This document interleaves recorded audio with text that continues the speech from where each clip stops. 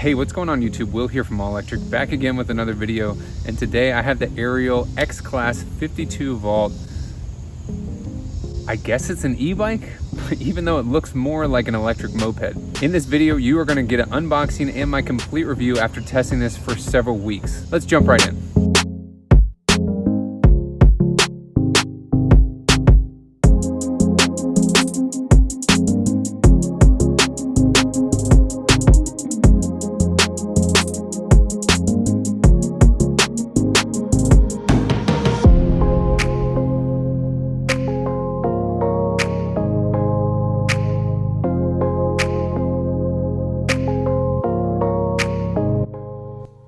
Kudos to whoever designed the exterior of this Ariel Rider box, because this is the best I've seen a box or an e-bike shipped to me. Typically it's dented, damaged, and all that, but you can tell that the UPS or FedEx guy took extra care because they thought it was a TV. Genius. On the right hand side, you're going to see the gear shifter and also the throttle, which is very torquey, and as you would expect with an electric motor. Again, on the left hand side, you have another brake, and you also have your controls. Now, once the key is in the bike, to actually turn on the e-bike, there's a little hidden button down here on the bottom on that right side that is the power. The other one is like a function that can cycle you through different displays. If you hold the plus button, that's going to turn on the front headlight, which I love, that retro style front headlight, and it also has integrated taillights as well. So on the battery, you can plug in a phone, which is great. There is a USB connector port there. So they're claiming 70 miles per charge, but I'm gonna say that you're gonna get a lot less than that, or you can expect a lot less than that, unless you use these things, which are the pedals, which I never found myself using because this thing was so fast. The huge beefy tires are awesome and definitely provide a lot of traction on and off-road.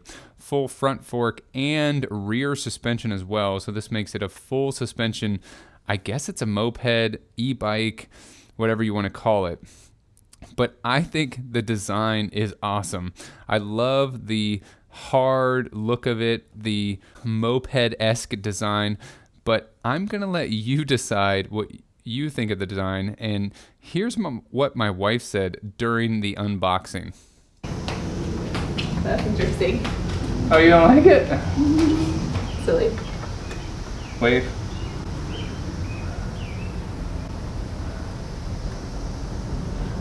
You don't like it?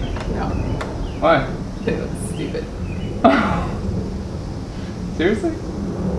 Well, no matter what you think of the design, I think this X-Class Ariel Rider is really awesome, and that's because of this huge electric motor. This is a 1,000-watt motor, but with that, you're gonna pay for it. It's $2,200. Definitely one of the more expensive e-bikes that I have tested.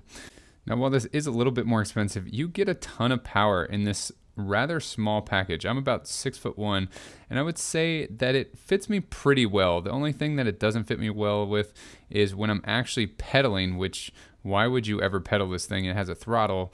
I've never pedaled it, but just to show you guys, when you actually pedal it, you can see that my pedal stroke, like you would normally expect on a regular bike, doesn't allow my knees to almost fully extend or to come close to that full extension, but it's got the throttle, so why are you even worrying about the pedal? The pedals are really just a place to put your feet.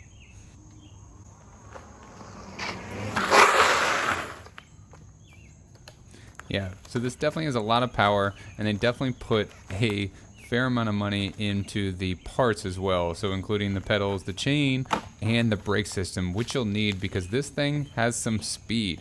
You can see I love this design because you can flip the kickstand, jump on, put your feet on the pedals, and just pull the throttle back and just go. I mean, really go pretty quickly. This thing has got a lot of speed. So during my testing, it was pretty easy to see this thing get up to 34, 35 miles per hour just using the throttle. Again, I'm not pedaling at all. You can see the gear is in about 2 right now. So I'm going 36 miles an hour. I'm about 200 pounds, 6'1", and this thing can really pull you, and that has to do with the larger or the oversized electric motor. Now with that, you can see this braking system is able to handle that speed. So that's something that's definitely necessary, and I'm glad the Ariel rider put a lot of money into their braking system, because when you're going that speed, you want to have confidence in that system. So I was able to really test the braking system out and come to stops relatively quickly, but also as soon as you stop, you want to pull that throttle again. I've ridden motorcycles for many years, and this definitely gives you that feel, that lean, that where you can really lean back and forth on a motorcycle. This gives you that same sort of lean where you can push into the left handlebar and kind of lean over and really steer the bike more by leaning and your weight on top of the bike versus turning the handlebars like a traditional bike. So really like that about this bike in particular, especially for being as light as it is. You can see testing the braking system there, and it just has no problem coming to a complete stop relatively quickly, again with my 200 pounds weight. So there you can see from a 0 stop, we're at 20 miles per hour already, and this rear hub motor, 1,000-watt motor, definitely has a lot of power, and it's all powered by that battery there. You can see the key kind of wiggling around there. So it's a removable battery, so if you have a longer commute, you can simply just take the battery out with you, carry it into your office, and then you're going to be able to just recharge this battery while you're at work all day, and then just walk back out to your bike, put it on, and then ride back home. I was going to say bike back home, but really, you're not going to be using the pedals.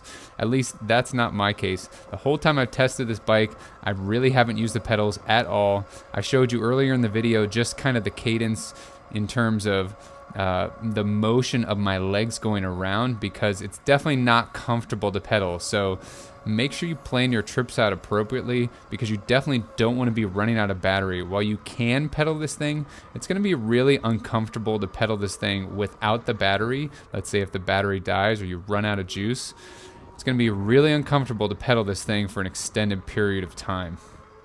Now, if you do keep this thing charged up, this definitely is a car replacement sort of vehicle. If you have a shorter commute that's, let's say, even 10-15 miles, and you live in an area that is pretty nice, you could drastically cut down on the cost of your commute just by purchasing this. Yes, it's a bigger upfront cost, but way less expensive than a car.